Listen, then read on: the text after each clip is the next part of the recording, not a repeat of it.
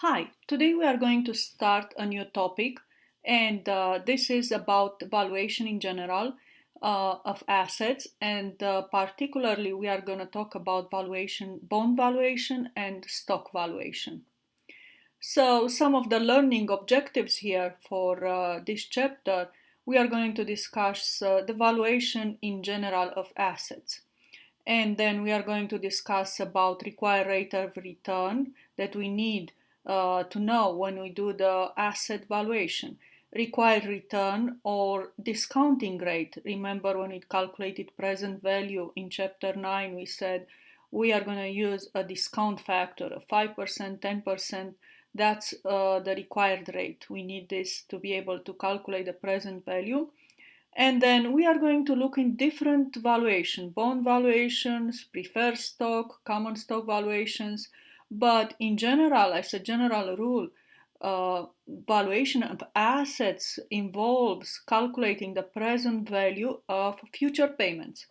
Now, the future payments are going to be different from asset to asset. In case of bond valuation, we are going to have a principal and interest or coupon payments. In stock, we are going to have dividend payments. So we are going to discuss each of them separately. So as valuation concepts, since I just mentioned that the required rate of return or discount rate is very important and is changing from time to time. However, when you purchase a specific bond or stock, there is a ongoing required rate of return used to calculate the price of that asset at that particular time. And is changing based on different factors, the risk associated with that particular security, competition among companies. For example, here bonds can be issued by government and by corporations. And the returns on those bonds can be different from company to company. If they want to attract investors, maybe you are able to make a better return. This is where the competition comes along. And then also there is the trade-off risk return known in finance.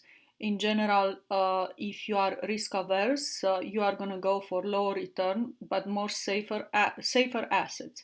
If you are willing to take more risk, then you might end up with more return. This is probably the case of the stocks. So this is a general discussion about the rate of return and its characteristics here. And next, we are going to move into valuation of bonds. Before we do the calculations, let's discuss a little bit what the bond as an asset, as a security. So suppose I'm an investor and I'm going to buy a bond.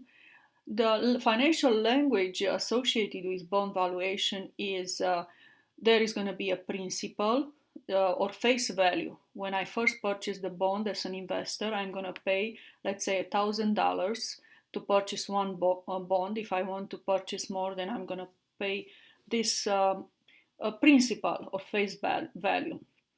And then there is a coupon payment or interest payment. Let's say I get paid 5% coupon payment or interest payment per year. That means I'm going to receive $50 as an interest payment every year. And there is also time to maturity. Do I buy a 10-year-old, 10-year term bond, 5-year term, 20? That's called time to maturity. And at the end of the period, I'm also going to receive my principal back in the example 1000. And meanwhile, I receive those yearly interest or coupon payments. This is how it works. So now when we calculate the price of this bond, we say, what is the price of this bond? What we have to do, we have to calculate the present value of all the future payments, which are what? First are the annual coupon payment or interest payment, and then I'm going to calculate also the present value of the principal. Two types of payments.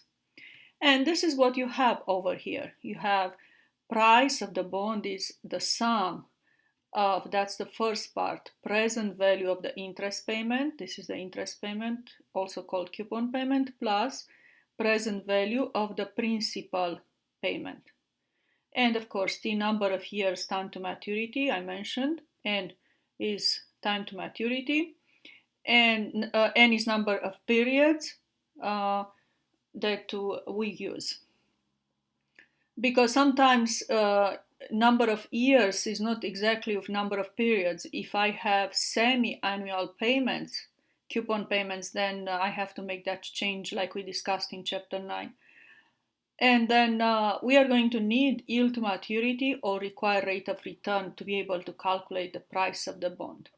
So this formula over here is present value of my coupon payment. We said it's interest payment 100, which is really 10% of the principal. 10% applied to principal 1,000, that's 100. I receive that every year. And then I also I calculate present value of my principal. Okay, and let's see how I have these calculations done here. So first, present value of annuity of $100 for n equals 20, discount rate of 10%. So I receive that every year. Remember, we have two tables for present value, B or D. And because this is an annuity, I receive that every year. You see annuity, that means I'm going to use Appendix D. So in Appendix D, I'm going to look for n equals 20, interest rate 10%. So those are the numbers I need. N equals 20, interest rate 10%. And let's see what we have here. Appendix D. Let's see what appendix is this one. B, Appendix D over here. N equals 20 is down here. Let's put it a little up.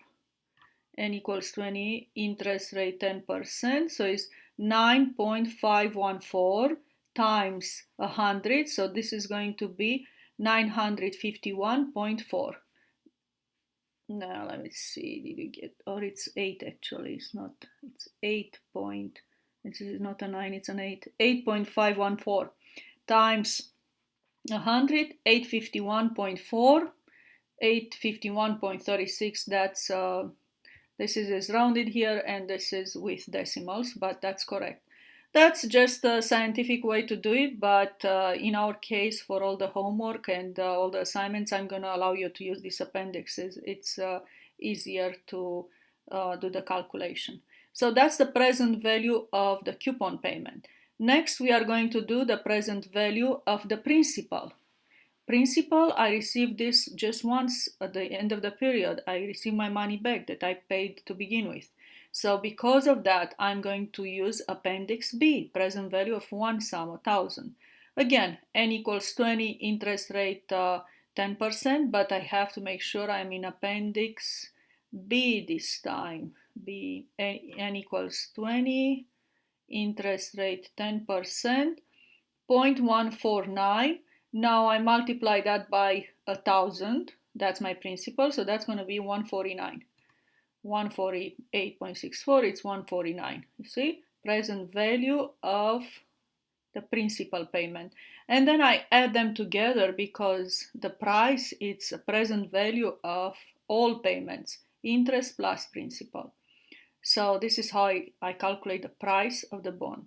I'm going to work on a next video on more applications on this concept here. The last slide that you have here, how to do the calculation using the Excel spreadsheet. You are going to take the time to look at those functions if you want to go this route, or you can use these appendixes like I show you.